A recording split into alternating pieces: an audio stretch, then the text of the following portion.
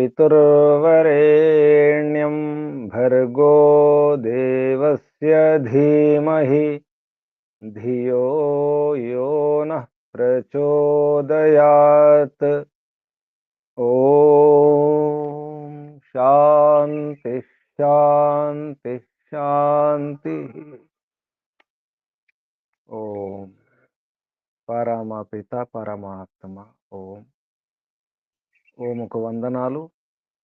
ఋషులకు, మహర్షులకు, మునులకు, యోగులకు, గురువులకు, ఆచార్యులకు, అధ్యాపకులకు, పెద్దలకు, మాతాపితలకు అందరికీ వందనాలు. సర్వేభ్యో నమో నమః. ఓం. అథ మహాభారత ఉద్యోగ పర్వ అంతర్గత విదుర నీతి పదార్థ విద్య పదార్థ విస్తృత వ్యాఖ్య సహిత. వ్యాఖ్యాత పండిత యుధిష్ఠిర మీమాంసక. విదుర నీతిలో ఐదవ అధ్యాయంలో మనం 61 శ్లోకాలు పూర్తి చేసుకున్నాం. కొందరు కర్రలో అగ్నిలాగా ఉంటారు. ఎక్కువగా రాపిడి జరిగినప్పుడు కర్రలో ఏ విధంగా అగ్ని బయటకు వస్తుందో ఆ విధంగా బయటకు వస్తారు. జాగ్రత్త అని చెప్పేసి చెప్పడం జరిగింది విదురుడు.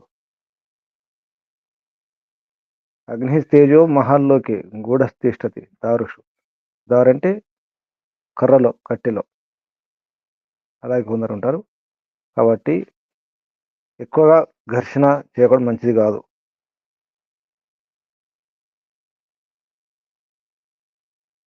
ముఖ్యంగా సజ్జనులను బాధ పెట్టకూడదు అనే అర్థంతో చెప్పడం జరిగింది. కర్ర ఏం కనిపించదు, అందులో అగ్ని ఉన్నట్టు అనిపించదు, కానీ ర్యాపిడ్ అయితే బయటకు వస్తుంది ఘర్షణ వలన. ఆ క్రమంలో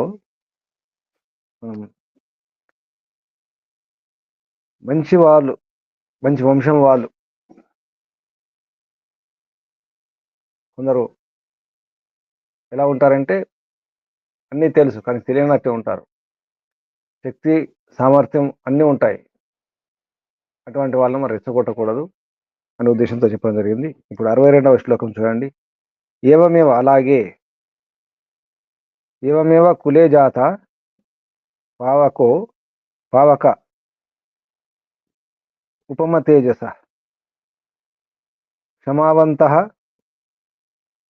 క్షమావంతో ఉంది అక్కడ.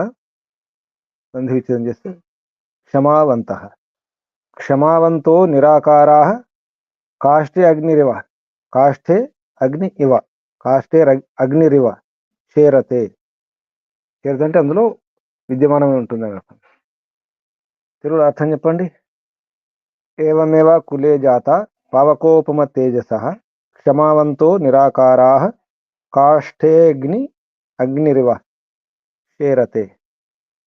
అర్థం. ఓం నమస్తే గురుజీ.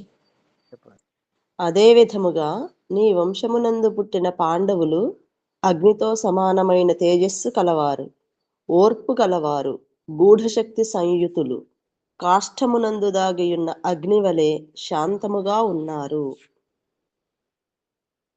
క్షమావంత, క్షమాశీలుడు. నిరాకార అంటే దాగి ఉండవు, లోపల దాగి ఉంటుంది శక్తి. కట్టెలో అగ్ని కనిపించకుండా ఉండవు. నిరాకారం అంటే ఆకారం లేకుండా ఉంటుంది. అలాగే పాండవులు అలా ఉన్నారని చెప్తున్నారు. తర్వాత శ్లోకం 63వ శ్లోకం. లతాధర్మః త్వం సపుత్రః శాలాః పాండునుతా మతాః. పాండుసుతా మతాః న లతా వర్ధతే జాతు మహాద్రుమం అనాశ్రిత విసర్గలేదు. లతా ధర్మాః లోకంలో విసర్గ ఉండదు, సంధి. లతా ధర్మాః త్వం సుపుత్ర కాదు సపుత్ర. గమనించాలి, పుత్ర సహితంగా శాలా పాండుసుతా, ఇక్కడ సుతా విసర్గ వస్తుంది. పాండుసుతా మతా, అర్థం చెప్పండి. నీ పుత్రులు లతల వంటి వారు, పాండవులు గొప్ప మద్ది వృక్షముల వంటి వారు. గొప్ప వృక్షమును ఆశ్రయించక ఏ లతలు ఎప్పుడూ వృద్ధి చెందవు. పాండవులను ఆశ్రయించనిదే మీ బిడ్డలు వృద్ధి చెందరని సూచన.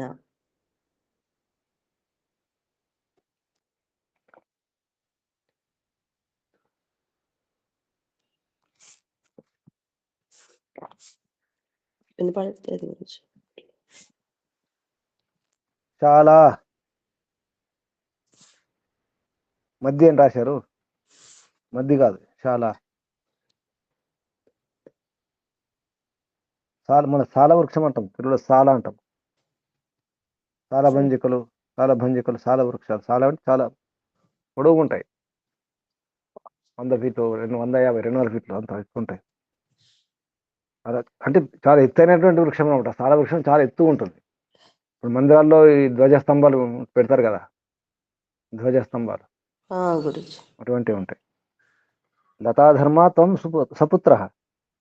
నువ్వు లతాధర్మం అంటే లత ఏం చేస్తుంది, తీగలు ఏదో ఆధారం ఉంటేనే పాకుతుంది, పైకెక్కుతుంది. ఆధారం లేకుండా దాని ఎదుగుదల ఏముండదు, పెరగలేదు, అది కింద పడిపోతుంది. నీ పుత్రులు లతల వంటి వారు, లతాధర్మ అటువంటి వారు. నీవు కూడా సపుత్ర, పుత్ర సహితంగా కూడా నీవు అని చెప్తున్నారు. పుత్ర సహితంగా ఏమవుతుంది, పెరగలేరు మీరు. పాండుసుతాహ మత, పాండవులు సాల వృక్షాలు. శాలాహ పాండుసుతాహ మత, పాండవులు సాల వృక్షాలతో సమానంగా.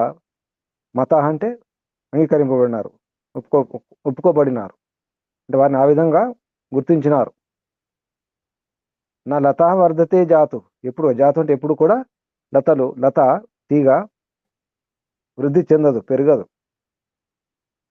దానికి ఉండాలి, ఆధారం ఉండాలి. మహాద్రుమం, పెద్ద చెట్టు ఉండాలి. అనాశ్రిత, ఆశ్రితం లేకుండా, ఆశ్రయం లేకుండా అది పెరగదు. నా వర్ధతే, లత నా వర్ధతే జాతు, ఎప్పుడు కూడా పెద్ద చెట్టు లేకుండా, పెద్ద చెట్టు యొక్క ఆశ్రయం లేకుండా. అనాశ్రిత అంటే ఆశ్రయం లేకుండా లత పెరగదు. నా వర్ధతే జాతు, ఎప్పుడు కూడా. అంటే అలాగే మీరు కూడా, నీవు కానీ మీ పుత్రులు 100 మంది కానీ, మీరు యోధులు, వీళ్ళు అనుకుంటున్నావు, కానీ వారు మీ పుత్రులు పరాక్రమవంతులు కావచ్చు, గొప్పవారు అనిపించవచ్చు నీకు, కానీ నీ పుత్రులందరూ కూడా ఒక లతల వంటి వారే, తీగల లాంటి వారే. చాలా వృక్షాలు, చాలా ఎత్తైనటువంటి వృక్షాలు. ఆకాశం అంటే వృక్షాలు ఉంటాయి, అది అనిపిస్తుంది. మేఘాలు తాకునట్టు అనిపిస్తాయి ఆ వృక్షాలు. అటువంటి వారు పాండవులు. మీరు కనుక ఆ పాండవులతో కలిసి ఉంటే మంచిది మీరే, లేకపోతే పడిపోతారు, తీగలు పడిపోయినట్టుగా. ఇక్కడ ఒక విషయం అర్థం చేసుకోవాలి. పాండవులకు ఆధారం ఎవరు? పాండవులు ఎందుకు అలా గొప్పవారైనారు? కృష్ణుడు. అసలు కారణం ఏంటి? పాండవులు అలా కావడానికి కారణము తండ్రి లేకపోవడం. సైకలాజికల్ గమనిస్తే చిన్నప్పటి నుంచి ఆధారం లేనట్టు కదా, తండ్రి ఆధారం లేదు, తండ్రి యొక్క బలం లేదు కదా. ఎంత తండ్రి ఉంటే వేరు కదా. కౌరవులు ఎందుకు చెడిపోయినారు? తండ్రి ఉన్నాడు, తల్లి ఉంది, అధికారం ఉంది, అన్నీ ఉన్నాయి, భోగ విలాసాలు పెరిగినారు, ఏ బరువు బాధ్యతలు లేకుండా. పెంపక దోషం. కుంతి ఏం చేసింది? తండ్రి లేడు కాబట్టి కుంతి యొక్క పెంపకం. అందుకే అందరినీ అక్కడ కౌంతేయ అంటారు.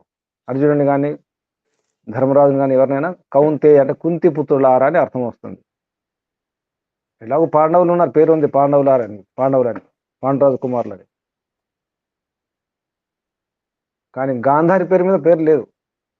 కౌంతేయ పేరు ఉంది కానీ గాంధారేయ అటువంటి పేరు లేదు. ధారతరాష్ట్ర పేరు ఉంది.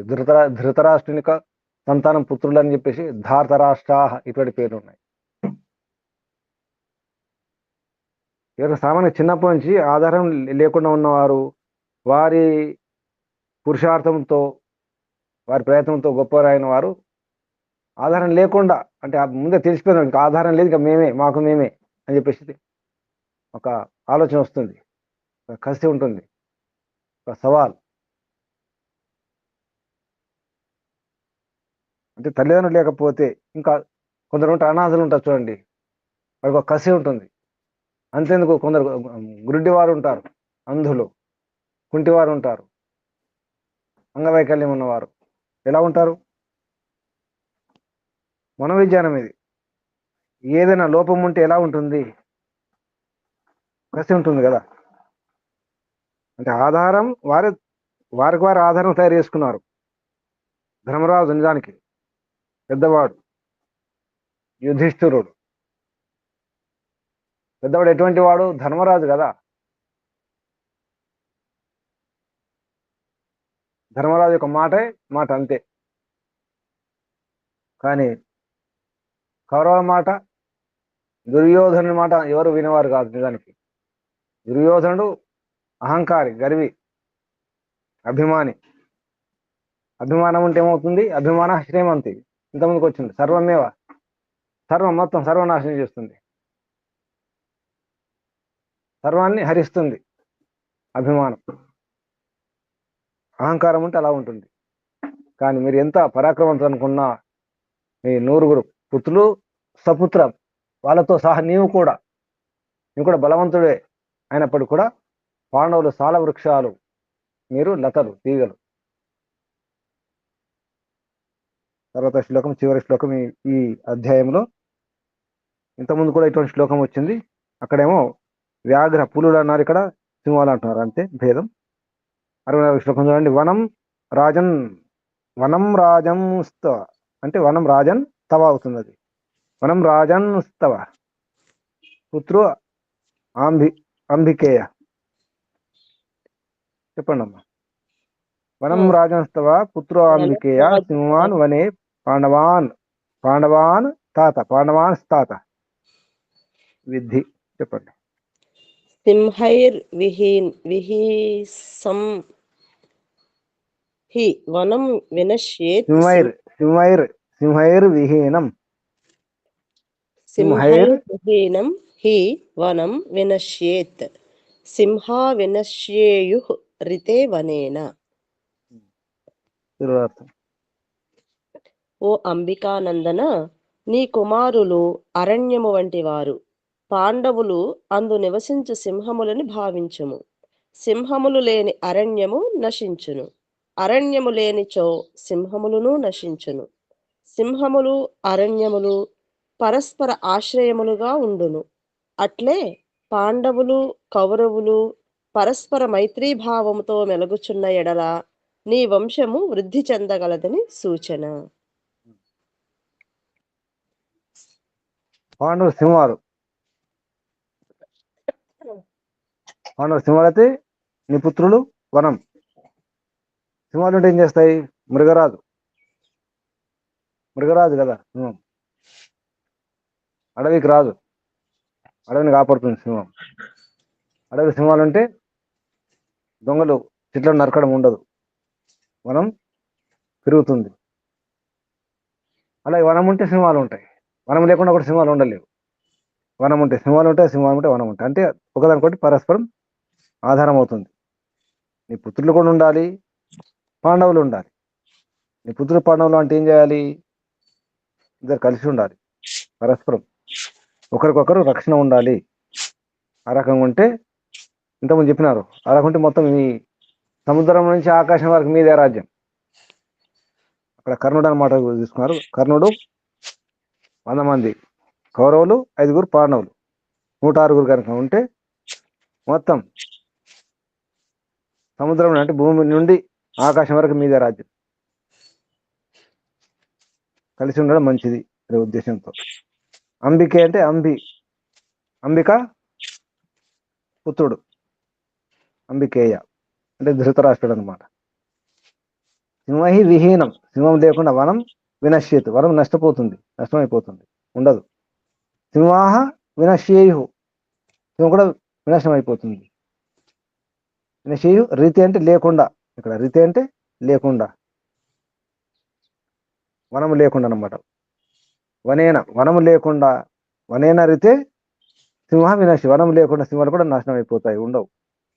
కాబట్టి ఒకరికొకరు రక్షణ ఉండాలి, పరస్పరం రక్షించుకోవాలి. ఇది అవసరం. మహాభారతంలో పాండవులు కౌరవులే కాదు, ఇప్పుడు కూడా మనం కూడా ఇంట్లో కానీ బయట కానీ, అది ఊరు కానీ, సంస్థ, సమాజం, ఏదైనా ఎక్కడైనా వనం ఉండాలి, సింహాలు ఉండాలి, పులులు ఉండాలి. అందులో ఇంకా వనములు ఏముంటాయి, అన్నీ ఉండాలి. కుందేళ్ళు ఉండాలి, జింకలు ఉండాలి, అన్ని రకాల వృక్షాలు ఉండాలి, వనమూలికలు ఉండాలి, ముళ్ళు కూడా ఉండాలి. ముళ్ళు అవసరమా లేదా? అడవిలో ముళ్ళు ఉండడం అవసరమా లేదా? అవసరమే గురుజీ, కొన్ని ప్రాణులకు అవి కూడా అవసరం. ముళ్ళు ఉండాలి, లేకపోతే ఇప్పుడు వేరే మృగాలు కొన్ని చిన్న చిన్న ప్రాణులు ఉంటాయి పాపం, దాక్కోవడానికి రక్షణ. అది ముళ్ళు, గుహలు, ఇవన్నీ కూడా అన్నీ ఉండాలి. సర్పాలు ఉండాలి, తేళ్ళు ఉండాలి, జర్రులు ఉండాలి, అన్ని ప్రాణులు ఉండాలి, అన్ని రకాల వనమూలికలు ఉండాలి, పువ్వులు ఉండాలి, కాయలు ఉండాలి, దుంపలు ఉండాలి, అన్నీ ఉండాలి. రాజ్యంలో అన్ని రకాల మనుషులు ఉంటారు. అడవిలో వనములో ఉన్నట్టుగానే రాజ్యం కూడా అది అడవి. అందుకే అడవికి రాజు అంటారు సింహాన్ని. అడవి ఒక రాజ్యం అనుకుంటే సింహం రాజు, అడవికి రాజు. రాజు కూడా అటువంటి వాడే, రాజు కూడా సింహం లాంటి వాడే. కాబట్టి ఇదంతా అర్థం చేసుకుంటే ఏమనిపిస్తుందంటే అన్ని రకాలు ఉంటారు. అలాగే మన శరీరంలో కూడా అన్ని రకాల అంగాలు ఉంటాయి, చిన్న అంగాలు, పెద్ద అంగాలు ఉంటాయి, పెరుగు గోర్లు ఉంటాయి. గోర్లు కూడా అవసరమే. వేళ్ళకు గోర్లు లేకపోతే ఎలా ఉంటుంది? గోర్లు కూడా ఉండాలి, అన్నీ ఉండాలి. కాళ్ళు ఉండాలి, కాళ్ళకు వేళ్ళు ఉండాలి, గోర్లు ఉండాలి, కీళ్ళు ఉండాలి, నరాలు ఉండాలి, చిన్న చిన్న నరాలు ఉండాలి, వెంట్రుకలు ఉండాలి, రోమాలు ఉండాలి, కళ్ళు ఉండాలి, కంటి రెప్పలకు కూడా వెంట్రుకలు ఉండాలి, కనుబొమ్మలకు కూడా వెంట్రుకలు ఉండాలి. రెప్ప పైన రెప్పకు వెంట్రుకలు ఉండాలి, కింది రెప్ప కూడా వెంట్రుకలు ఉండాలి. అన్ని రక్షణ కొరకే, అన్ని అవసరమే. శరీరంలో అంగాల్లాగానే అడవిలో వృక్షాలు, జంతువులాగానే రాజ్యంలో, దేశంలో కూడా అలాగే అందరూ ఉంటారు. అన్ని రకాలు ఉండాలి, అందరూ రక్షింపబడాలి, ఒకరినొకరు రక్షించుకోవాలి. అనవసరంగా పీడించుకోకూడదు, అన్యాయం జరగకూడదు. మనం గమనిస్తే అడవిలో అన్యాయం ఉండదు. ఆటవిక అన్యాయం అంటాం, కానీ అడవిలో ఆకలేస్తేనే ఆకలేస్తే అది వేటాడి ఆరోగ్యంగా ఉన్నటువంటి జంతువును వేటాడి దానికి దానికి అవసరం అనిపించినప్పుడు, అవసరం ఏదైతే అనుకూలమో, దానికి అవసరమో దాన్ని వేటాడి చంపుతుంది. అన్నిటిని ముట్టదు అది. అడవిలోనే న్యాయం ఉంటుంది. నిజానికి న్యాయం ఎక్కడుంది? అడవిలో ఉంది, ఇంకా అడవిలో పరమాత్మ యొక్క వ్యవస్థలో ఉంది. అంతటా న్యాయం ఉంది, మానవ రాజ్యంలో, మానవ వనములో న్యాయం కొరకు పరిగెత్తాల్సి వస్తుంది, న్యాయం కోసం పోరాటం చేయాల్సి వస్తుంది. న్యాయ పోరాటం. పోలీస్ స్టేషన్కి వెళ్ళినా, కోర్టుకు వెళ్ళినా, ఎక్కడ వెళ్ళినా న్యాయం జరుగుతుందని నమ్మకం లేదు. న్యాయవాదులు పేరు న్యాయవాది, న్యాయం గురించి ఏం వాదించడం ఉండదు. న్యాయవాదం లేదు, అన్యాయవాదం ఉంటుంది. నమ్మకం లేదు. మనుషుల ద్వారా న్యాయం జరుగుతుందని నమ్మకం లేదు. కానీ భగవంతుని ద్వారా న్యాయం జరుగుతుంది, ఇతర గ్రహాల ద్వారా న్యాయం జరుగుతుంది, పక్షుల ద్వారా, వృక్షాల ద్వారా, క్రూర మృగాలు కూడా న్యాయం చేస్తాయి. అనవసరం దేని ముట్టవు, చంపవు, ఏమనవు, అవసరం ఉంటేనే. కానీ మనుషులు అవసరం ఉన్నా లేకున్నా. అందుకే నేర్చుకోవాలి, వ్యవహారం నేర్చుకోవాలి. వ్యవహారం ఎవరు నేర్చుకోవాలి? పాముకు వ్యవహారం నేర్పించడం అవసరమా? పాము కూడా వ్యవహారం నేర్పిస్తుంది. పాము కాటేయకుండా ఉంటుంది. పాముని పెంచుకుంటే కొందరు పాములు పెంచుకుంటారు, పెద్ద పెద్ద కొండ చిల్లులను కూడా పెంచుకుంటారు, ఏమనో ఆడుకుంటారు. పులులను కూడా పెంచుకుంటున్నారు కొందరు, ఈ మధ్య పెంచుకుంటున్నారు. ఈ సినిమా వాళ్ళు, కొందరు పెద్ద పెద్ద వ్యాపారస్తులు, ధనవంతులు సింహాలను పెంచుకుంటున్నారు, పులి పిల్లలను పెంచుకుంటున్నారు. అంటే అవి కూడా మారిపోతున్నాయి. నేర్పిస్తే నేర్చుకుంటున్నాయి మంచి వ్యవహారం. మరి మనిషికి వ్యవహారం అవసరం ఉంది. అందుకే భగవంతుడు మనకు వేదాన్ని ఇచ్చినాడు, వ్యవహారం నేర్పించడానికి. తెలియదు మనకు, అనుకుంటున్నాం బుద్ధిమంతులం, బుద్ధిజీవులం అనుకుంటున్నాం, కానీ మనకే తెలియదు. ఎలా ఉండాలో అన్నిటికీ తెలుసు. జడ పదార్థాలకు కూడా తెలుసు, గ్రహాలకు నక్షత్రాలకు మనకే తెలియదు. నేర్చుకుందామా వ్యవహారం? నేర్చుకోవడానికి 6వ అధ్యాయానికి వెళ్ళాలి. మరి వెళ్దామా 6వ అధ్యాయానికి? వ్యవహారం ఎవరిని వస్తే అసలు చాలా వింత. అసలు ఈ రోజుల్లో ఎవరిని వస్తే ఏం చేయాలో అర్థం కాని పరిస్థితి పిల్లలకు. చిన్నపిల్లలకి ఏం చెప్పలేకపోతున్నాం. ఎవరు గొప్పవారు వస్తే, మహాత్ములు కానీ ఎవరు వచ్చినప్పుడు ఎలా ఉండాలో చెబితే కూడా నేర్చుకోవడానికి సిద్ధంగా లేరు. వినట్లేదు పిల్లలు. మా పిల్లలు వినరండి అంటాం. ఎందుకు వినట్లేదు? అంటే వాళ్ళకి తెలియదు కదా గురించి, మాకేంటి వీళ్ళతో పని అన్నట్టు. లెక్కే లేదు అసలు. ఎంత పెద్ద మహాత్ముడు రాని, ఎంత పెద్ద గొప్పవాడు రాని, ప్రైమ్ మినిస్టర్ అని, ఎవరైనా రాని, ఎంత గొప్పవాడు రాని, ఏమి లెక్కలేదు ఈ రోజు పిల్లలు. ఎవరిని వస్తే ఎలా ఉండాలి, ఎలా వ్యవహారం చేయాలి, కనీసం మర్యాద కూడా ఉండదు. దాన్ని నేర్పిస్తున్నారు విధుల వారు. ఇది మనకు మనుస్మృతిలో కూడా నేర్పించడం జరిగింది. ఇక్కడ కూడా నేర్పించే ప్రయత్నం చేస్తున్నారు. అటువంటి విషయాలు ఇందులో వస్తాయి. ఇప్పుడు 6వ అధ్యాయం చూడండి. విదుర నీతి అథ 6ోऽధ్యాయ విదుర ఉవాచ. 6వ అధ్యాయం చూడండి, 1వ శ్లోకం. ఊర్ధ్వం ప్రాణాః హి ఉత్క్రామంతి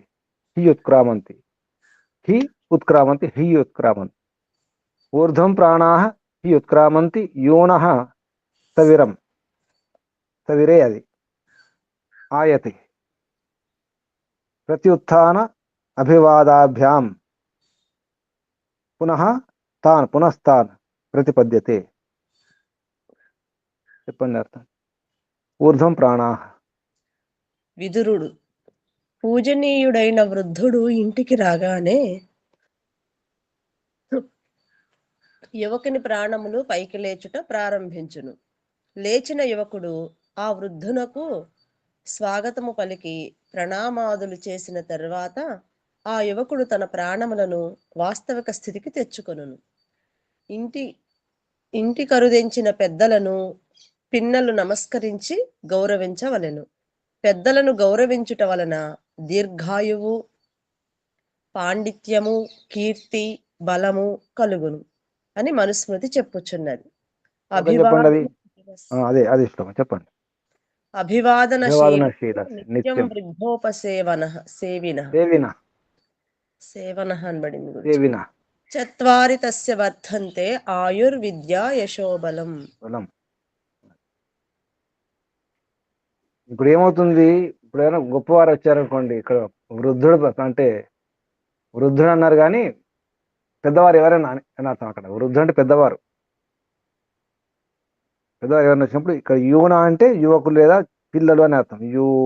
యూన అంటే పిల్లలు లేదా పిల్లవాడు, చిన్న స్థాయి వారు, తక్కువ అధికారం వచ్చాడు అనుకోండి. మన ఇంటికి అకస్మాత్తుగా ముఖ్యమంత్రి వస్తే ఎలా ఉంటుంది, లేదా ఒక కలెక్టర్ వస్తే ఎలా ఉంటుంది, ఒక పెద్ద అధికారి వస్తే, అకస్మాత్తుగా ఏమైనా గురువులు వస్తే, ఆచార్యులు వస్తే ఎలా ఉంటుంది? అంతేందుకు మన వాళ్ళు పెద్దవాళ్ళు ఎవరన్నా వస్తే ఇంటికి, అకస్మాత్ అత్త వస్తే, మామ వస్తే ఎలా ఉంటుంది? అప్పుడు ఎలా ఉంటుంది? భయం. ఏం చేయాలి? ఇక్కడ ఏమంటున్నారు? ఊర్ధ్వం ప్రాణాలు పైకి ఎగిరిపోతాయట. అంటే భయం వేస్తుంది అనమాట. కొద్దిగా భయం అంటే ఒక రకమైన జంకు, ఒక రకమైనటువంటి గ్లాని ఏర్పడుతుంది, ఒక రకమైనటువంటి బిడియం ఏర్పడుతుంది. అప్పుడు కొంచెం బీపీ కొట్టుకుంటుంది, బీపీ పెరుగుతుంది, అంటే గుండె కొట్టుకుంటుంది, రక్తం ప్రసరణ పెరిగిపోతుంది. దానికి మంది ఏమిటి? అసలు బీపీలు పెరగడానికి, రక్తపోటు పెరగడానికి కారణం ఇటువంటి వ్యవహారాలు కూడా రాకపోవడం వల్ల. అంటే గౌరవించడం, సన్మానించడం, ఆదరించడం రాకపోవడం వల్ల కూడా మాకు బీపీలు పెరుగుతున్నాయి, గుండె రోగాలు వస్తున్నాయి, రక్తపోట్లు వస్తున్నాయి. దానికి మంది ఏమన్నారు? ఏం చేయాలి? అప్పుడు వంగి నమస్కరించాలి. ముందు లేవాలి. మనం కూర్చున్నాం, ఏదో రకరకాల కూర్చుంటాం, మన ఇంట్లో మన ఇష్టం. పెద్దవారు వచ్చారు, పెద్దవారు వస్తే అలా కూర్చున్నాం అనుకోండి, ఎలా ఉంటుంది? అలా ఉండకూడదు. లేచి నిలబడాలి. ప్రతి ఉత్థానం లేవాలి. అక్కడి నుంచి లేవాలి. లేచి అభివాదం చేయాలి. 2 ప్రత్యుత్థానం, అభివాదం 2 చేయాలి. అభివాదం అంటే నమస్కరించాలి. నమస్కరించే ఊరికి నమస్తే అని చెప్పడం కాదు. అభి అంటే అన్ని వైపు నుంచి శరీరాన్ని సరిగా చేసుకొని మన శరీరంలో కనిపించాలి మన లోపల ఉన్నటువంటి భావం, అభిమానం, ఆదరణ, గౌరవం, మర్యాద, ప్రేమ అది కనిపించాలి. అభివాదన ఉంటుంది. ఊరికే నమస్తే, ఈరోజు హలో ఇటువంటి కాదు. లోపల భావం అది కనిపించాలి. అది అభివాదనం అంటారు. ఇలా చేయడం వల్ల ఏమవుతుంది? ఈ గుండె కొట్టుకోవడము, ఈ లోపల భయం అని పోతాయి. ఆ సంకోచం పోతుంది. ఎందుకంటే మనం వినయంతో వ్యవహారం చేస్తున్నాం కదా. ఇప్పుడు గుర్తుంచుకొని, వినయంతో వ్యవహారం చేసినప్పుడు ఇటువంటి ఉండవు. అహంకారంతో వ్యవహారం చేసినప్పుడే రక్తం ప్రసరణ పెరిగిపోతుంది. ఈ సైకాలజీ నిజానికి ఇదే ఇటువంటి శ్లోకమే మనసు ముందు చెప్పడం జరిగింది. సుమారు ఇదే అర్థం ఉంటుంది ఆ శ్లోకం కూడా. అలా చేస్తే ఏమవుతుంది? పెద్దలను గౌరవిస్తే ఏమవుతుంది? నిత్యం వృద్ధ ఉపసేవన, దగ్గరుండి సేవ చేసిన వారికి ఏం జరుగుతుంది? అభివాదన శీలస్తే, అటువంటి స్వభావం ఉండాలి, శీలం ఉండాలి, గుణం ఉండాలి, సహజంగా ఉండాలి, తెచ్చిపెట్టుకున్నట్టు ఉండదు. మళ్ళీ ఆ ఆదర గౌరవ మర్యాద ఏవైతున్నాయో, మర్యాద ఇవ్వడం, ఆ వినయ విధేయత, నటన ఉండకూడదు, శీలం ఉండాలన్నమాట. అభివాదన శీలం, స్వభావం ఉండాలి. అప్పుడే అటువంటి వారికి ఏం కలుగుతుంది? చత్వారి తస్య వర్ధంతే, అతనికి ఆ 4 పెరుగుతాయట. ఏమిటి అవేమిటి? ఆయువు, విద్య, విద్య, యశస్సు, బలం. ఆయుష్ పెరుగుతుంది. ఎందుకు ఆయుష్ పెరుగుతుంది? ఈ భయాలు ఉండవు, గుండె కొట్టుకోవడం ఉండదు కాబట్టి. విద్య పెరుగుతుంది. ఏదో పెద్దవారు కాబట్టి, అనుభవం ఉంటుంది కాబట్టి. వయోవృద్ధులైన పర్వాలేదు, ఏ వృద్ధులైనా పర్వాలేదు, జ్ఞాన వృద్ధులు, వయోవృద్ధులు, ఏ రకంగా వృద్ధులు అయినప్పటికీ అనుభవం ఉంటుంది కాబట్టి వారి అనుభవాన్ని ఇస్తారు. అది బాగా పనిచేస్తుంది మనకు. ఆయుర్విద్య యశోబలం, యశస్సు కూడా పెరుగుతుంది, బలం కూడా పెరుగుతుంది. అన్ని రకాల బలాలు, కేవలం ఒక బలం కాదు. కాబట్టి మన స్మృతిలో ఈ శ్లోకం గుర్తుంచుకోండి. ఆ వ్యవహారం కూడా అక్కడ చెప్పడం జరిగింది. ఈ వ్యవహారం గురించి ఎన్నో ఉన్నాయి. ఈ విదుర నీతిలో కానీ, తర్వాత మహాభారతంలో శాంతిపరం కానీ, అనుశాసనపరం కానీ, ఇటువంటి వ్యవహారాల గురించి చాలా చెప్పడం జరిగింది. అక్కడ భీష్ముడి యొక్క ఉపదేశం ఉంటుంది ధర్మరాజుకు. అలా తర్వాత శ్లోకం, 2వ శ్లోకం చూడండి. 2వ శ్లోకం. పీఠం దత్వా సాధవే అభ్యాగతాయ ఆనీయాపః పరినిర్ణిజ్య పాదౌ సుఖం పృష్ట్యౌ వేద్యాత్మ సంస్థాం తతో దద్యాదన్నమవేక్ష్య ధీరః. అన్నం అవేక్ష్య ధీరః. ఆత్మసంస్థానం, ప్రతివేద్య ఆత్మసంస్థాం అన్నాడు అక్కడ. ఆత్మసంస్థాం, ఆత్మస్థితి అనమాట. సంస్థ అంటే ఆత్మస్థితి. చెప్పండి, అర్థం చెప్పండి.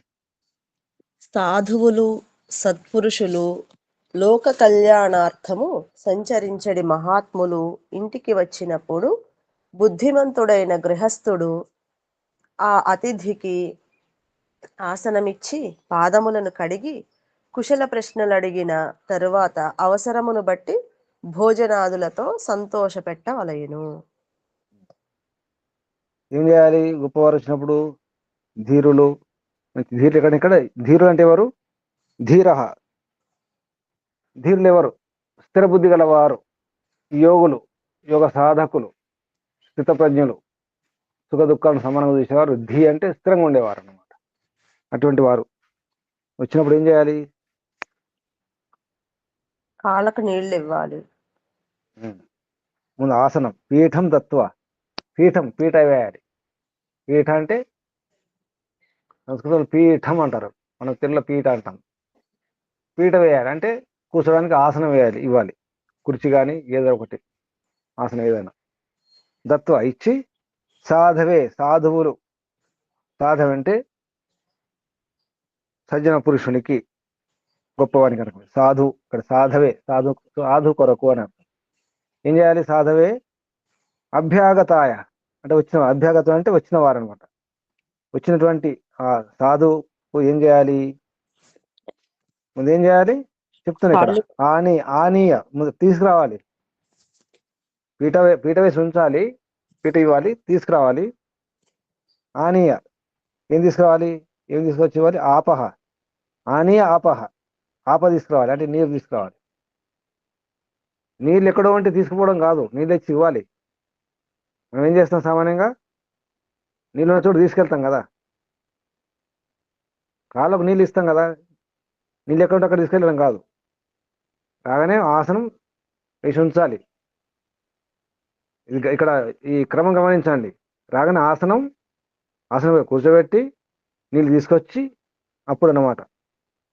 ఆనీయ ఆపహ, నీళ్ళు తీసుకొచ్చి పరినిర్నిజ్య, పరి అంటే పూర్తిగా అన్ని వైపులా పూర్తిగా కడగాలి. పరినిర్నిజ్య పాదం, రెండు కాళ్ళను, రెండు పాదములను. తర్వాత సుఖం అన్నారు ఇక్కడ. సుఖం అంటే వారి క్షేమ సమాచారం అడగాలి. ఎలా ఉన్నారు, ఆరోగ్యం ఎలా ఉంది, తిన్నారా లేదా అని అడగాలి.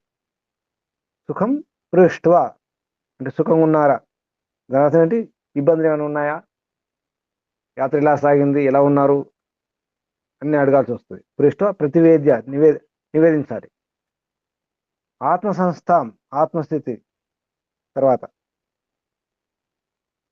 ఇంకేమన్నారు, క్షేమ సమాచారం అడిగిన తర్వాత ఆత్మస్థితిని అంటే ఆత్మపరిచయం. ఇక్కడ అంటే మన పరిచయం కూడా ఇచ్చుకోవాలి. ఒక్కోసారి మన పరిచయం తెలియపోవచ్చు వారికి.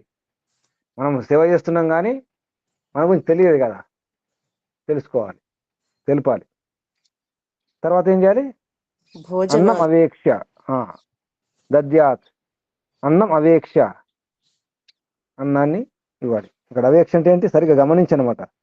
అవేక్ష సమీక్ష, సరిగా గమనించి, అన్నం ఏదో ఇవ్వడం కాదు, అవేక్ష్య సరిగా చూసి ఇవ్వాలి.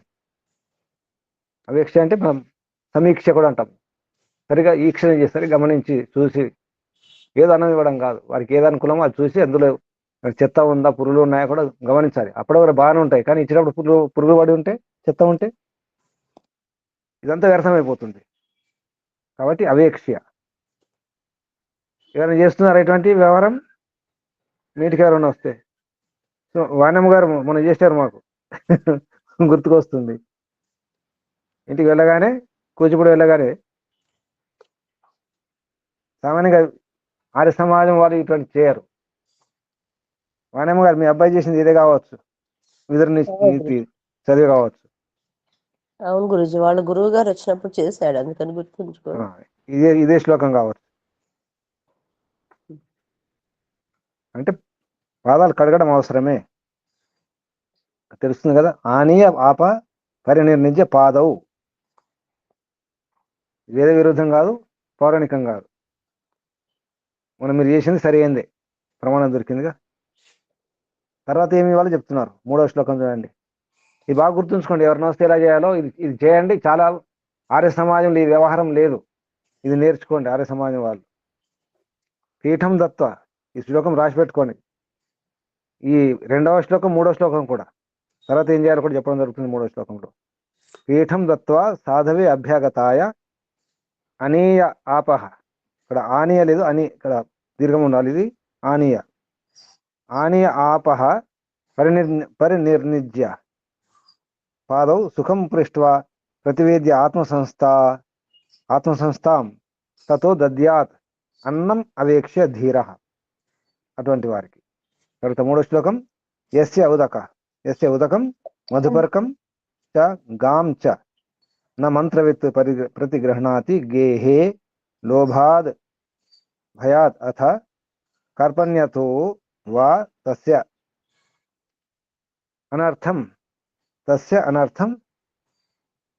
జీవితం ఆహు ఆర్యాహ. ఆర్య అవుతుంది. జీవితం ఆహురార్యాహ. తెలుగులో అర్థం చెప్పండి. గురుజీ, ఎవని గృహమున వేదవేత్తయగు బ్రహ్మజ్ఞాని అతిథిగా వచ్చి గృహస్థుని లోభము వలన, భయము వలన నీరు గాని, మధుపర్కము గాని, గోవును గాని స్వీకరించడో ఆ గృహస్థుని జీవితము వ్యర్థమని ఆర్యులు చెప్పుచున్నారు. ఆతిథ్యము వలన తనను ధనవంతుడని ఇతరులు భావించెదరని లోభి అయిన గృహస్థునకు భయము. ఏమర్థమైంది? ముందేమి ఇవ్వాలి? చేస్తే ఉదకం ఇవ్వాలి, అంటే నీళ్ళు ఇవ్వాలి. తర్వాత మధుపర్కం అన్నారు, అంటే ఇక్కడ ఉదకం ఎవరికి ఇవ్వాలి? కాళ్ళు చేతులు కడగడం అయిపోయింది, తాగడానికి అనుకోవాలి ఇక్కడ. మధుపరకం అంటే ఏమిటి? మధుపరకం తేనె, నెయ్యి, పెరుగు. ముఖ్యంగా తేనె నెయ్యి కాదు, పెరుగు నెయ్యి, పెరుగు తేనె. మధుపరకం అంటే పెరుగులో తేనె కలపడం. మధు అంటే తేనె, అది గుర్తుంచుకోవాలి. మధు అంటే తేనె తప్పకుండా ఉండాలి, అందులో పెరుగు, కొద్దిగా నెయ్యి. నెయ్యి ఎక్కువ వాడకూడదు, నెయ్యి తేనె సమానంగా వాడకూడదు. నెయ్యి తక్కువ వాడాలి, తేనె ఎక్కువ వాడుకోవాలి. ముఖ్యంగా మధుపరకంలో ఉండాల్సినవి 2 పదార్థాలు: తేనె, పెరుగు, నెయ్యి కొద్దిగా. ఇది ఎక్కడ చేస్తారు? వివాహ సంస్కారంలో చేస్తారు కదా, మధుపరకం అని. అవును గురుజీ. అది గుర్తుంచుకోవాలి. మధుపరకం అని ఎవరికైనా ఇవ్వచ్చు. ఎవరైనా బంధువులు వచ్చినప్పుడు కానీ, ఎవరైనా గొప్పవారు వచ్చినప్పుడు కాదు, ఇంట్లో భర్త వచ్చినప్పుడు కూడా ఇవ్వచ్చు, బంధువులు వచ్చినప్పుడు కూడా ఇవ్వచ్చు. అంటే వెంటనే నీరసాన్ని దూరం చేస్తుంది, ఆయన బలహీనత ఉంటే దూరం అవుతుంది, శక్తి వచ్చేస్తుంది. తర్వాత ఏమి ఇవ్వమంటున్నారు? తర్వాత ఏమన్నారు? మధుపరకం తర్వాత గోవు. గో ఎప్పుడు వెళ్ళేటప్పుడు గో ఇవ్వాలి. నా మంత్రవేత్ ప్రతిగృహణాతి అంటే ఏంటంటే వీళ్ళు అంటే వేదాధ్యయనం. ఇక్కడ మంత్రవేత్త అంటే మంత్రాలు తెలిసిన వారు అని అర్థం. పోయేటప్పుడు గోవుని ఇవ్వాల్సి వస్తుంది వెళ్ళేటప్పుడు. అది ఇవ్వకుండా ఉంటే ఏమవుతుంది? అది కూడా చెప్తున్నారు. ఎవరు? ఆర్యాహ, ఆర్యులు.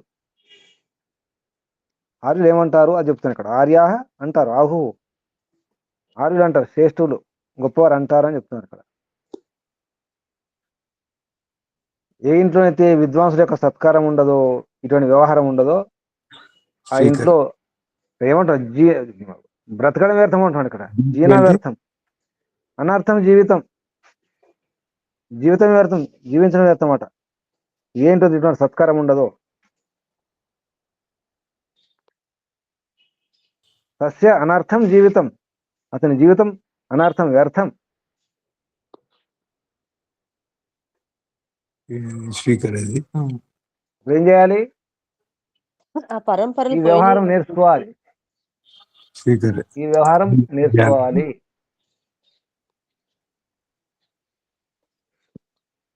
ఇప్పుడు ఎవరైనా కొందరికి కొత్తగా కొందరికి అనుభవమే, కొందరికి అనుభవమే, కానీ ఇంకా గుర్తుంచుకోవాలి. తర్వాత శ్లోకం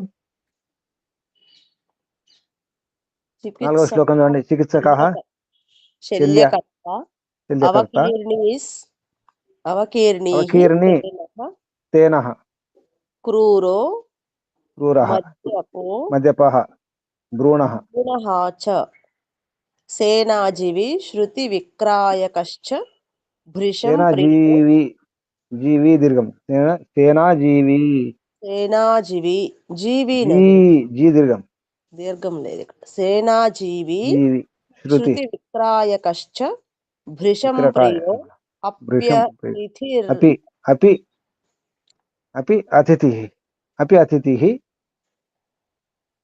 అపి అతిథిః నః నోదకారః, న ఉదకారః, నోదకారః, న ఉదకారః. అర్థం చెప్పండి. న ఉదక అర్హ, న ఉదక అర్హః.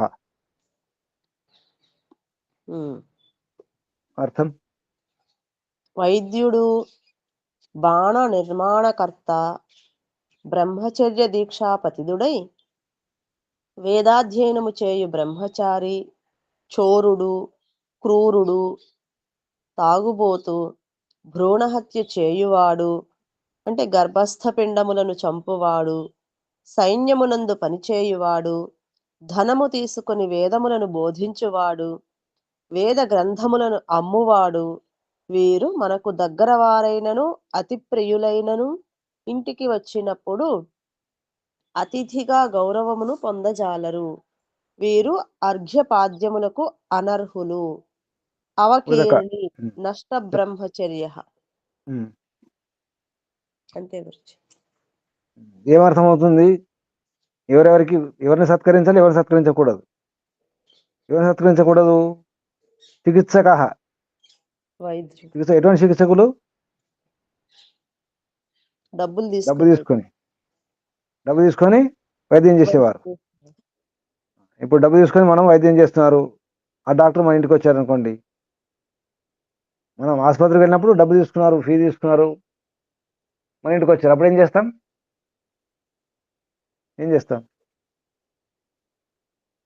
డబ్బు తీసుకోకుండా ఉంటే, డబ్బు సత్కరించడం తీసుకోలేదు, మన రోగాలు దూరం చేశాడు, అప్పుడు ఎలా ఉంటుంది? గౌరవంగా చూస్తా. అలాగే విద్య నమ్ముకునే వాళ్ళు ఉంటారు, వేదాలు నమ్ముకునేవారు, వేద విద్య నమ్ముకునే వారు ఉంటారు. అటువంటి వారు డబ్బు తీసుకుంటారు, అప్పుడు ఎలా ఉంటుంది? తీసుకోకుండా విద్యనిచ్చే వారిని, వారి పట్ల వ్యవహారం ఎలా ఉంటుంది? ఇక్కడ శల్యకర్త అన్నారు. శల్యకర్త అంటే బాధ పెట్టేవాడు, దెబ్బలు కొట్టేవాడు, పీడించేవాడు అనమాట, అంటే గాయపరిచేవాడు. శల్యకర్త అంటే గాయపరిచేవాడు. బాణ నిర్మాణకర్త అని ఉంచాడు. అది కూడా బాణాలు చేసేవాడు. అది కూడా శల్యం అంటే బాణం కూడా, అంటే సూదులు, ఆయుధాలు కూడా వస్తాయి. ఇప్పుడు బల్యం ఉంటుంది కదా, శూలాలు, అటువంటివి చేసేవారు కూడా. అలాగే అవకీరిణి అన్నారు. అవకీరిణి అంటే దురాచారి, వ్యభిచారి, బ్రహ్మచర్యం పాటించిన వాడు. ఇదందరూ కూడా నష్ట బ్రహ్మచర్యం. తేన అంటే దొంగ, క్రూరుడు. మద్యప అంటే తాగుబోతు. మద్యాన్ని అంటే పానం చేసేవాడు, మద్యపానం చేసేవాడు మద్యపాహ. అలాగే భ్రూణ అంటే హాని చేసేవాడు, భ్రూణాలకు అంటే గర్భాన్ని. అబార్షన్ చేస్తారు కదా కొందరు డాక్టర్లు, ఒకడు గ్రామంలో కూడా ఉండేవారు అబార్షన్ చేసేవాళ్ళు వనమూలికలతో, అటువంటి వారు. తర్వాత సేనాజీవి అంటే డబ్బు తీసుకుని సైన్యంలో పనిచేస్తారు కొందరు, కిరాయి సైనికులు అంటారు. కిరాయి సైనికులు అద్దే, అటువంటి వారు. అంటే సైనికులు కొందరు దేశం కోసం, వాళ్ళకు ముఖ్యం కాదు, ప్రాణం ముఖ్యం కాదు, ఇల్లు ముఖ్యం కాదు, దేశం కోసమే. అటువంటి వారు కూడా ఉంటారు. తర్వాత డబ్బు తీసుకొని చేసేవారు కూలి, అటువంటి వారు కూడా ఉంటారు. కాబట్టి అటువంటి వారు కూడా మనం గౌరవించవలసిన అవసరం లేదు. శృతి విక్రాయక, వేదాన్ని నమ్ముకునేవారు, వేదాన్ని నమ్ముకునే వారు కూడా ఉంటారు. అటువంటి వారు కూడా వాళ్ళకు ఏం చేయాలి? తర్వాత అతిథి వాళ్ళ అతిథులు కాదు నిజానికి.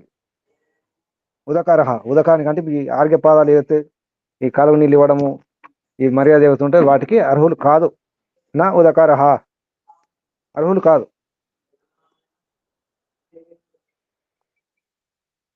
ఇంకేమన్నారు? గర్భపాతం చేసేవాడు సేన, వేదజ్ఞానం నమ్ముకునేవాడు. ధనము తీసుకుని వేదములను బోధించువాడు, వేద గ్రంథములను అమ్మువాడు. ఇప్పుడు చెప్పండి, ఇప్పుడు వేద గ్రంథం నమ్మేవారు, వైదిక సాహిత్యం నమ్ముతారు కదా, వాళ్ళు మన ఇంటికి వచ్చారనుకోండి, ఒక కార్యక్రమానికి వెళ్ళినాము, అక్కడ పుస్తకాలు అమ్ముతున్నారు, కొనుక్కున్నాము, ఆ పుస్తకాలు అమ్మేవాడు మన ఇంటికి వచ్చారనుకోండి, అప్పుడు ఎలా ఉంటుంది వ్యవహారం? ఒకరేం పుస్తకాలు అమ్మట్లేదు, అని పనిచేస్తున్నారు పుస్తకాలు, ఒకరేం పుస్తకాలు పనిచేస్తారు, అక్కడ పంచిపోతున్నారు. ఒకరేం అక్కడ చూస్తాం కదా మన కార్యక్రమాలు, పుస్తకాలు పెట్టుకొని అమ్ముతుంటారు. ఇద్దరు మన ఇంటికి వచ్చారనుకోండి, వ్యవహారం ఎలా ఉంటుంది? అమ్మేవారితో అంత సంబంధం ఉండదు, డబ్బులు ఇచ్చేస్తాం, కొనుక్కుంటాం, అయిపోతుంది. అయిపోయింది, ప్రతిఫలం ఇచ్చేసినాం కదా, పుస్తకం తీసుకున్నాం, ఇచ్చేసాం, ఇంకా మనకు రుణం ఏం లేదు కదా. పుస్తకాలు ఉచితంగా పనిచేస్తున్నారు, మంచి పుస్తకాలు మన ఇంటికి వచ్చారు, అప్పుడు ఏం చేస్తాము? ఆ పుస్తకం అంటే ఎక్కువ విలువ ఇస్తాం, ఇంకా దక్షిణ కూడా ఇస్తాం, సన్మానిస్తాం కదా. తెలియకుండానే, ఇదంతా తెలియకుండా చేస్తాం. ఇలా ఉంటుంది. అంటే ఎవరికి ఇవి వైద్యం చెప్పాను కదా, వైద్యులు చిన్న చిన్న చిట్కాలతోనే మన రోగాలు దూరం, పెద్ద పెద్ద రోగాలు దూరం చేసి అనుకోండి, లేదా మంచి మందు ఇచ్చారనుకోండి, రోగం తగ్గిపోయింది, ఎలా ఉంటుంది? అసలు వాళ్ళకే సత్కారం జరుగుతుంది గురించి. సత్కారం జరుగుతుంది. కానీ ఇప్పుడు ఏమవుతుందంటే, ఎవరితో డబ్బు తీసుకుంటున్నారో, అద్దాల మేడలు కనిపిస్తున్నాయో, అటువంటి ఆసుపత్రులు వెలిగిపోతున్నాయి. కానీ అటువంటి ఆ వైద్యుడు మన ఇంటికి వస్తే ఎలా ఉంటున్నాం అనేది ఇక్కడ మన వ్యవహారం. అది ప్రశ్న. అంత ఉండదు, అంత గౌరవ మర్యాదలు ఉండవు కదా. కొందరు వైద్యులు, ఆయుర్వేద వైద్యులు ఉన్నారు, కొందరు ప్రచారం చేస్తూ చికిత్స చేస్తున్నారు, వాళ్ళు కూడా వెలిగిపోతున్నారు అక్కడ. అంటే ఇప్పుడు రవివర్మ గారు ఉన్నారు, ఇంతకుముందు ఉన్నటువంటి ఏల్చూరి వెంకట్రావు గారు, ఇంకా కొందరు ఉన్నారు. ఇప్పుడు రావులపాలెంలో ఒకరు ఉన్నారట, పేరు రెడ్డి ఉంది, రామిరెడ్డి అని పేరు ఉంది. వారు మందులు ఇచ్చేస్తున్నారు. అంటే మీకు రోగాలు తగ్గితేనే డబ్బులు ఇవ్వండి, లేకపోతే ఇవ్వకండి అంటున్నారు. డబ్బులకు అవసరం కాదు. ఇద్దరు రోజు 10 మంది ఎంతమంది చూస్తారట, మరి చూడడం ఉండదట. రావులపాలెం అది ఏ జిల్లా వస్తుందో, ఏ జిల్లా వస్తుంది రావులపాలెం? అటువైపు అనమాట, రాజమండ్రి వైపు అనుకోవచ్చు. అలా వాటి మొన్న చాలా మందికి ఇప్పుడు చూసాం కదా, డబ్బులు లేకుండా ఇచ్చేస్తారు మందులు. మీరు తగ్గితేనే ఇవ్వండి, లేకపోతే ఇవ్వకండి. మళ్ళీ అది కూడా చెప్తున్నారు, ఒకవేళ మందు పని చేయకపోతే డబ్బులు మీకు తిరిగి ఇచ్చేస్తాను. అది కూడా అటువంటి ఇప్పుడు కూడా ఉన్నారని తెలుస్తుంది మనకు. ఉన్నారు అటువంటి వారు, డబ్బుల కోసం కాకుండా వైద్యం కోసమే. అటువంటి వారు మన ఇంటికి వస్తే ఎలా ఉంటుంది? అంటే ఇటువంటి వారిని ఆదరించాల్సిన అవసరం లేదు అంటున్నారు. ఏదైతే డబ్బుకు తీసుకొని వేద విద్య నమ్ముకునే వారు కూడా గౌరవించాల్సిన అవసరం లేదు. అటువంటి సాహిత్యాన్ని, పుస్తకాలను అమ్మేవారిని కూడా గౌరవించాల్సిన అవసరం లేదు అని చెప్తున్నారు. తర్వాత 5వ శ్లోకం చూడండి. అవిక్రయం అన్నం దధి క్షీరం మధుతైలం ఘృతంచ తిలామాంసం ఫలమూలాని శాకం రక్తం వాసః సర్వగంధాః గుడాశ్చ.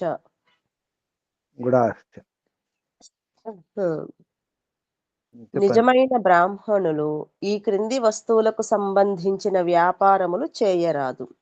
వీనిని అవిక్రయం అంటే విక్రయించకూడదు, అమ్మకూడదు, వీటిని అమ్మద్దు. ఉప్పు, వండిన అన్నము, పాలు, పెరుగు, తేనె, నూనె, నెయ్యి, నువ్వులు, మాంసము, పండ్లు, దుంపలు, కాయగూరలు, ఎరుపు రంగు వేసిన గుడ్డలు, సమస్త సుగంధ ద్రవ్యములు, బెల్లము, వీని వ్యాపారము నిషిద్ధమైనను వ్యాపారము చేయువారు గౌరవార్హులని నీలకంఠుడనే వ్యాఖ్యానకర్త అభిప్రాయం. ప్రస్తుత కాల పరిస్థితులను బట్టి పై వస్తువులన్నీయు వ్యాపార వస్తువులుగానే పరిగణింపబడుచున్నవి. ఇక్కడ రక్తం వాసం చూడండి, అది అంటే అద్దిన అంటే రంగులు ఉన్నటువంటి వస్త్రాలు అనమాట. రక్తం వాస అంటే వాస అంటే వస్త్రము, రక్తం అంటే ఎరుపు. ఎరుపు అంటే ఎరుపు మాత్రమే కాదు, రంగు, ఏదైనా రంగు అంటే తెల్ల వస్త్రాలు ఉండాలి. రంగు వస్త్రాలు అమ్మకూడదని అర్థం. ఇవన్నీ అమ్మకూడనివి అసలు. అవిక్రయం, విక్రయించకూడదు. లవణం, పక్వనం అంటే భోజనం. ఇప్పుడు హోటల్లో భోజనం ఉంటుంది కదా, వండిన అన్నం అంటే ధాన్యం గింజలు అమ్మవచ్చు, కానీ వండిన అన్నం అమ్మకూడదు. అన్నం పెట్టాలి కానీ, భోజనం పెట్టాలి, ఆకలి తీర్చాలి కానీ అమ్మకూడదు అని అర్థం. అలాగే ఒకప్పుడు ఉప్పు అమ్మేవాళ్ళు కాదు. ఎవరైనా చెప్పండి, పాత వాళ్ళు ఉప్పు అమ్మేవాళ్ళు ఒకప్పుడు? ఉప్పు అసలు షాపుల్లో కూడా లోపల ఉంచేవారు కాదనుకుంటా. ఇప్పుడు నాన్నగారు షాపుల్లో ఉంచేవారా ఉప్పు? బయట, నాకైతే తెలుసు బయట పెట్టేవారు. షాప్ దుకాణం బయట ఉంచేవాళ్ళు ఉప్పు. చెప్పండి ఇప్పుడు నాన్నగారు,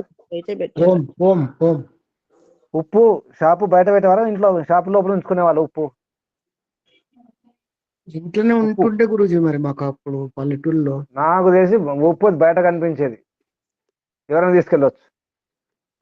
బయట పెడితే ఓళ్ళు తీసుకుపోరు గురూజీ, బయట పెట్టినా ఉప్పు ముట్టరు కదా, ముట్టరు. ఉప్పు బయటనే ఉండేది. అవును, ఉప్పు అంటే ఉప్పు అమ్మడానికి వీళ్ళు, కొత్తిమీర కూడా అమ్మేవాళ్ళు కాదు. అంటే అనుభవించిన, ఇక్కడ నేను డిగ్రీ చేసేటప్పుడు చూసిన కొత్తిమీర, అసలు మన కూరగాయలు బట్టి కొత్తిమీర ఫ్రీగా ఇచ్చేవాళ్ళు. కొత్తిమీర కానీ, కరివేపాకు కానీ, పుదీనా కానీ, కరివేపాకు ఇవన్నీ ఫ్రీగా ఇచ్చేవాళ్ళు. పచ్చిమిరపకాయలు కూడా ఫ్రీ ఇచ్చేవాళ్ళు. ఇవి అమ్మకూడదు. లవణం అమ్మకూడదు, పక్వానం అమ్మకూడదు, దధి పెరుగు అమ్మకూడదు, క్షీరం పాలు అమ్మకూడదు, మధు తేనె అమ్మకూడదు, తైలం నూనె అమ్మకూడదు, ఘృతం నెయ్యి అమ్మకూడదు, ఇలా నువ్వులు అమ్మకూడదు, మాంసం అమ్మకూడదు, ఫలమూలాలు దుంపలు అమ్మకూడదు, శాఖం అంటే ఆకుకూరలు కూడా అమ్మకూడదు, అద్దిన అంటే రంగులు అద్దినటువంటి వస్త్రాలు, రక్తం వాసన అంటే రంగులు అద్దిన అంటే తెల్ల వస్త్రాలు, దానికి తెల్ల వస్త్రాలకే పర్మిషన్ ఉంది, అనుమతి. సర్వగంధ అన్ని గంధ పదార్థాలు, అందులో గుడ అంటే బెల్లం కూడా అమ్మకూడదు. కానీ ఇప్పుడు అమ్ముతున్నారు గురుజీ కదా. ఆ? ఇవన్నీ బ్రాహ్మణులు అమ్మకూడదని ఉంది కదా. అవును, బ్రాహ్మణులు ఇప్పుడు బ్రాహ్మణులు అంటే వేద విద్వాంసులు, ఇటువంటి వాళ్ళు పండితులు, విద్వాంసులు, గురువులు అమ్మితే ఎలా ఉంటుంది? ఇప్పుడు నేను పోయి ఉప్పు అమ్ముకుంటూ కూర్చుంటే ఎలా ఉంటుంది? ఉప్పు ఉప్పు అనుకుంటా. నేను వచ్చేసి ఉప్పు అమ్మ ఉప్పు అనుకుంటే ఎలా ఉంటుంది? ఒక హోటల్ పెట్టుకొని భోజనం, ఒక మెస్ నడిపిస్తే ఎలా ఉంటుంది? పాలు పెరుగు పాలు పెరుగు అమ్మితే, పాలు పెరుగు నెయ్యి అమ్మితే ఎలా ఉంటుంది? వ్యాపారం అయిపోతారు గురుజీ. నేను మాటి మాట చెప్పేది ఇదే. నేను నన్ను వ్యాపారం చేయకంటే వ్యాపారం చేయమంటారు కొందరు. నేను వ్యాపారిని కాదు, మీరు వ్యాపారం చేయాల్సిందే. ఎలా నడుస్తుంది ఆశ్రమం? లేకపోతే వ్యాపారం చేయకపోతే అమ్ముకోవాల్సిందే. అది అమ్మాలి, ఇది అమ్మాలి, అన్ని అమ్మాలి. అమ్మకూడదు. సర్వగంధ ఏ సుగంధ పదార్థాలు అమ్మకూడదు, అన్ని రకాల సుగంధాలు ఏది అమ్మకూడదు. అమ్మడం వల్ల ఎక్కువ లాభం ఉంటుంది, అమ్మకుండా ఉంటే లాభం ఎక్కువ ఉంటుందా?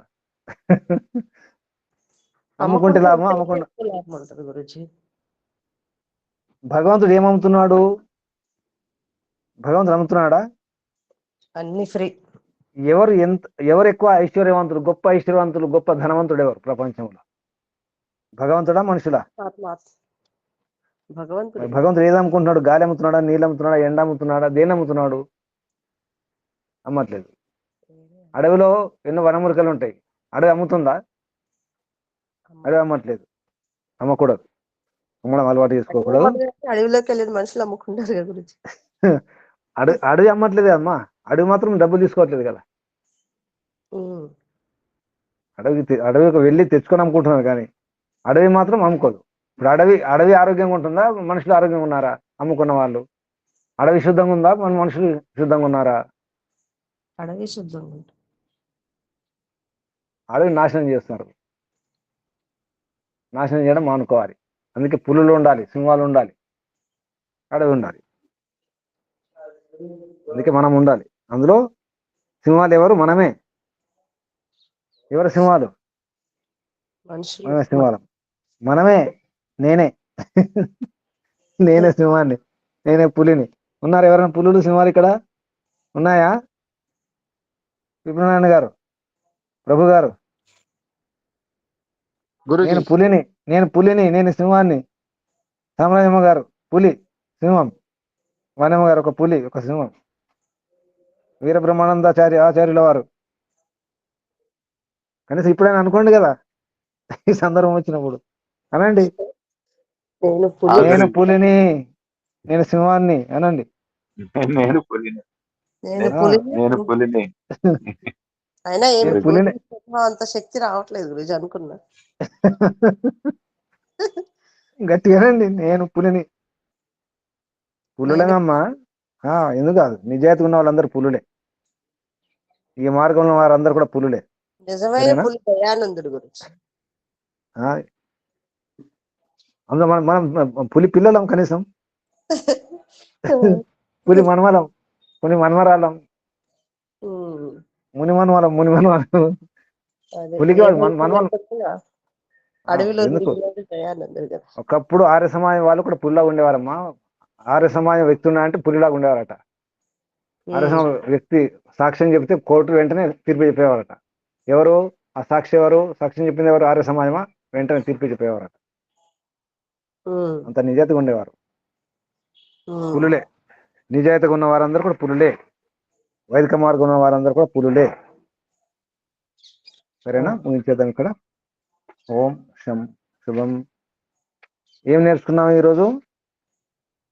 ఏమేమి అమ్మకూడదు, ఏం అమ్మాలి, ఎలా గౌరవించాలి, ఎలా మర్యాద ఇవ్వాలి, ఎవరికి మర్యాద ఇవ్వకూడదు, ఇది ముఖ్యంగా. వనం ఉండాలి, పులులు ఉండాలి, సింహాలు ఉండాలి, అది ముఖ్యం. మనం ఆధారం ఉండాలి, కానీ మనం తీగలుగా మారకూడదు. ఇది బాగా గుర్తుంచుకోండి. ఆధారం ఎవరైతే నిరాధారంగా ఉన్నారో, బలహీనలు ఉన్నారో, వారికి ఆధారంగా ఉండాలి. దానికోసం ప్రయత్నం చేయాలి. సాల వృక్షాలాగా ఎదుగుతూ ఉండాలి, ఆకాశాన్ని అంటుకునే విధంగా. సాల వృక్షాలు ఆకాశాన్ని అంటుకుంటూ అనిపిస్తాయి, మేఘాలు అంటుకుంటూ అనిపిస్తాయి, అంత అంత ఎత్తుంటాయి చాలా. చూసారా ఎవరన్నా చాలా వృక్షాలు? అటు వెళ్తే చూడండి, చార్ధామ్ యాత్ర లేదా డెహ్రాడూన్ అటు వెళ్తే కనిపిస్తాయి హిమాలయ పర్వతాల్లో. శుభం, ముగించేద్దాం. అంటే ఓం గురుజీ శుభం. జ్ఞానంతో ఎదగాలి ఉమ్. అని అనుకోవచ్చా? జ్ఞానంతో ఎదగాలి, నిజాయితీతో ఆ. ఎదగాలి, మన సాధనతో ఎదగాలి, ఆత్మవిశ్వాసం అంతా పెంచుకోవాలి. మన ఆత్మవిశ్వాసం ఎంత ఉండాలి? ఆకాశాన్ని అంటుకోవాలి చాలా వృక్షాల్లాగా. ఉమ్. కనీసం చివరికి ఒకసారి చెప్పండి, నేను పులిని అనండి. నేను పులిని, సింహాన్ని. పులినే. పులిని. అంతే. ఎందుకు? నిజాయితీ ఉంది, ధర్మం పట్ల సమర్పణ ఉంది కాబట్టి పులినే. ఆ. ఆత్మ స్వభావం, ఆత్మస్వరూపం అర్థమైతే అందరు పులులే. ఉమ్. ఆత్మ చేతనమా జడమా? పిపినారాయణ గారు, మీరు ఆత్మనా శరీరమా? ప్రభు గారు, రామరాయణమ్మ గారు, ఆత్మ చేతనం. మరి చేతనుడు మరి పులే కదా. అంతే చేతనం గురూజీ. అంటే ఏంటి? మరి రామరాయణమ్మ గారు ఉన్నారా? అందరు పులులే. చెప్పండి గురూజీ. నేను పులిని అనండి, నేను పులిని. నేను పులిని. నిజాయితీగా ఉన్న వారందరూ పులులే, సింహాలే. తీసుకుంటామంటే శుభం, ముగించేద్దామా? ముందుగా పరమిత పరమాత్మకు వందనాలు, ప్రణామాలు సమర్పిస్తూ, ఋషులకు మహర్షులందరికీ కూడా, మాతాపితలందరికీ కూడా వందనాలు, ప్రణామాలు సమర్పిస్తూ, మీ అందరికి కూడా వందనాలు, అభినందనలు, ఆశీస్సులు, శుభాశీస్సులు. ఓం శుభం. ఓం సాదర ప్రణామం గురూజీ. ఓం శుభం.